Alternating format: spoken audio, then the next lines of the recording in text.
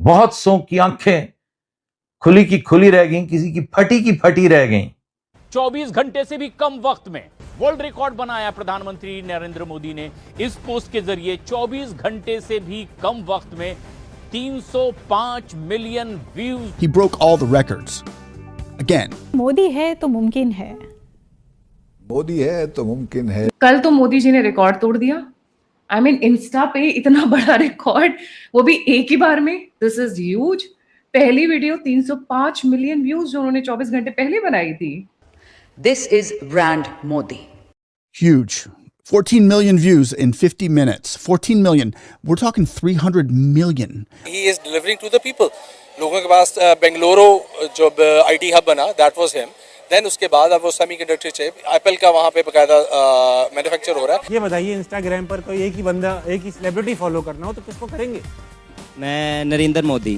तो key thing is that he is to be learn from. अगर हम unbiased होकर सोचें तो एक मिसाल के तौर पर हम उनको इस्तेमाल कर सकते हैं कि किस तरीके से उन्होंने अवाम को डिलीवर किया, अपने मुल्क के लिए ज़र मुबादला ला रहे हैं।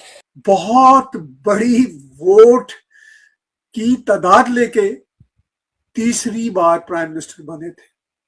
वो कोई पाकिस्तान के फॉर्म 47 के प्राइम मिनिस्टर तो नहीं है। This is crazy.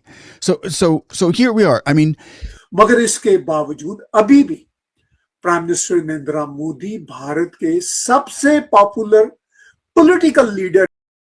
Prime minister Narendra Modi ने डिजिटल व्यू के मामले में सारे रिकॉर्ड तोड़ दिए हैं। उन्होंने एक ही इंस्टाग्राम रील पर 24 घंटे के अंदर 309 मिलियन से ज्यादा व्यूज हासिल करके एक बड़ा ग्लोबल रिकॉर्ड बना दिया है।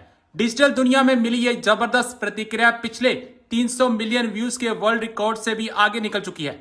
यह सब तब हुआ जब नई दिल्ली के जंतर मंत्र पर छात्र लगातार बड़े पैमाने पर विरोध प्रदर्शन कर रहे थे। जंतर मंत्र पर चल रहे विरोध प्रदर्शन में हजारों छात्र और युवा प्रदर्शनकारी इकट्ठे हुए। बढ़ते विरोध प्रदर्शन और भारी राजनीतिक दबाव के बीच प्राइम मिनिस्टर मोदी ने जेन ज़ी से जुड़ने के लिए सीधे डिजिटल माध्यम का इस्तेमाल किया। उन्होंने जोर देकर कहा कि सरकार परीक्षा में होने वाली गड़बड़ियों को मामूली बात नहीं समझ रही, बल्कि बहुत गंभीरता से इस विषय को देखा जा रहा है। आधी रात को दिए गए अपनी शुरुआती संबोधन के दौरान प्राइम मिनिस्टर मोदी ने पिछले 2.5 महीनों में उठाए ठोस कदमों के बारे में विस्तार से बताया। He broke all the records. Again, he broke all the records. And not only records for having won more medals or been embraced with more medals from countries around the world, or taking 50 million people who were in poverty out of it, or having a 7.7% GDP annual growth for 2025. Listen here. Modi, Narendra Modi, the Prime Minister of India, he's not a superstar. You know, this isn't Justin Bieber or Taylor Swift or anything. This is a world leader. World leaders don't get a lot of views unless you're like maybe a Trump. You're thinking, okay, or a Obama, somebody who's very high, you know, well known around the world, and everybody's just interested in them. They don't beat out the superstars. Well, this guy did. Narendra Modi. Listen to this. Modi's Instagram reel wasn't promoted. No promotions, no, oh, get ready, everybody. Get ready for the big night. There's going to be he's putting this, no. कल तो मोदी जी ने record तोड़ दिया। I mean Insta पे इतना बड़ा record, वो भी एक ही बार में। This is huge.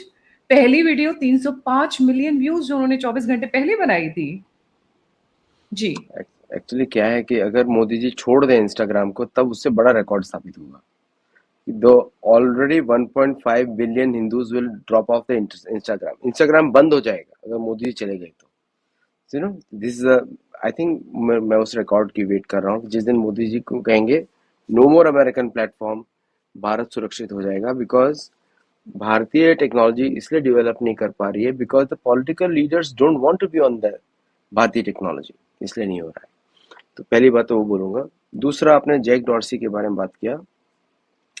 Jack Dorsey शुरू से ही अल्ट्रा लेफ्ट रहा है। आपको मालूम है कि किस तरह उसने जो है जब ट्विटर क्रिएट किया था, हिंदू ग्रुप्स कैसे बैन होते थे, इस्लामिक वॉइसेस कैसे बढ़ाई जाती थी, प्रो टेरर नेटवर्क्स कैसे सपोर्ट किए जाते थे। You have seen that.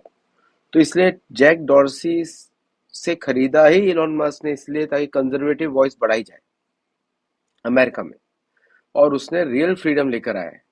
जो Jack Dorsey is a communist, ये this man should be arrested, deported and thrown out of India. अब जैसे इसने बिट चैट बनाया हुआ है जो कि Bluetooth peer to peer level communication tool है, which bypasses all internet everything. तो अगर आपके आसपास Bluetooth network it creates, cell phone to cell phone to cell phone, अगर आपके पास बिट चैट होगा it automatically creates those networks. तो अगर उस तरह के नेटवर्क्स में क्या हो जाता है कि सिक्योरिटी एजेंसीज के लिए उसको हैंडल करना बड़ा मुश्किल हो जाता है। अब जैसे सरकार ने गिटहब को बैन किया तो इन्होंने रेडिकल नाम के सर्वर पे बना दिया, उसको कॉपी क्लोन कर दिया और वापस वो सर्विसेज शुरू कर दी। और अभी जो बिट चैट का कोई सीईओ भी नहीं है, so called he is the founder, लेकिन रैट उस पर तो कोई सीईओ भी नहीं है। तो प्रॉब्लम क्या आ जाती है, किसको टैकल करेंगे आप? तो बिट चैट ने एक यूनिक चैलेंज दिया है भारतीय सिक्योरिटी एजेंसीज को कि इसको कैसे रोका जाए। बड़ा सरल उपाय बता देता हूँ, सर्च रेडिकल RADICLE, जितने भी ये सब बंद करा दो, सारा बिट चैट का गिटहब बंद कर, कहीं ना कहीं तो बिट चैट का नाम होगा ना, उसको बैन कर दो, ब्लॉक कर दो, you will be save from this guy. और जहां भी इसका नाम आएगा, और बहुत सारी कंपनीज हैं, जस्ट इमेजिन ये तो एक कोड है, कितने क्लोन्स ऑलरेडी बन चुके होंगे अभी तक। क्लोनिंग क्या होता है कि सर्वर कोड का कॉपी कर देना। अभी जैसे इसने गिटहब को बैन किया तो गिटहब एक और ऑल्टरनेटिव साइट ऑलरेडी क्रिएट कर दिया उन्होंने, तो same ideas will work on the next site, और सब लोग अपना क्लोन करके अपनी अपनी कम्युनिटीज बना सकते हैं। सी व्हाट्सएप और के ऊपर लीगल जुरिस्डिक्शन है भारत का, और टेलीग्राम पे लीगल जुरिस्डिक्शन है, बट इन सॉफ्टवेयर्स पे नहीं है जो पीयर टू पीयर लेवल चलते हैं। ये यूनिक टेक्नोलॉजी है, ब्लूटूथ बेस्ड टेक्नोलॉजी, लेकिन क्यों चाहिए इसको? What he is trying to do? He is an anarchist. ये मतलब these are all, they all work for the अदृश्य राज, ही किसी एजेंसी के लिए काम करते हैं। इनका काम होता है टारगेट कंट्री में जाके अराजकता फैलाना। सपोज करो ये टेक्नोलॉजी एक्ट कर रही, वर्क कर रही है हूथी के लिए या किसी और रेबल्स के लिए, कोई भी यूज कर सकता है इसको, तो उसको कैसे आप ट्रैक करेंगे? अगर अमेरिकन ऐप एक्सचेंज पे अगर रजिस्टर्ड है, इसका मतलब कि अमेरिकन का इसके ऊपर कंट्रोल है, बाकियों का नहीं है। और भारत का कोई ऐप एक्सचेंज फोरम होना चाहिए जहाँ पे ऐप्स रजिस्टर करें, डेवलपर्स करें। तो technology has become a big problem for, सरदर्द हो गया है भारत के लिए, even though we have all the tools, हमारे पास भी टूल्स हैं इनको मॉनिटर करने के लिए, but the shocking part is कि इसमें सिम की भी जरूरत नहीं है। नहीं, कुछ जरूरत नहीं, जस्ट ब्लूटूथ डिवाइस होना चाहिए। तो आप किसी भी नॉन सिम बेस्ड डिवाइस को, आप डम सेलफोन लीजिए, स्मार्टफोन लीजिए, इट्स ऑलमोस्ट ए कंप्यूटर, आप उसमें ऑपरेट करिए। सो इट इज अनट्रैकेबल, वो बड़ी सिक्योरिटी प्रॉब्लम है। तो कहीं ना कहीं पे सेलफोन के अंदर एक नंबर होता है, नंबर क्या होता है, SCI, एक यूनिक नंबर होता है, एवरी सेलफोन हैज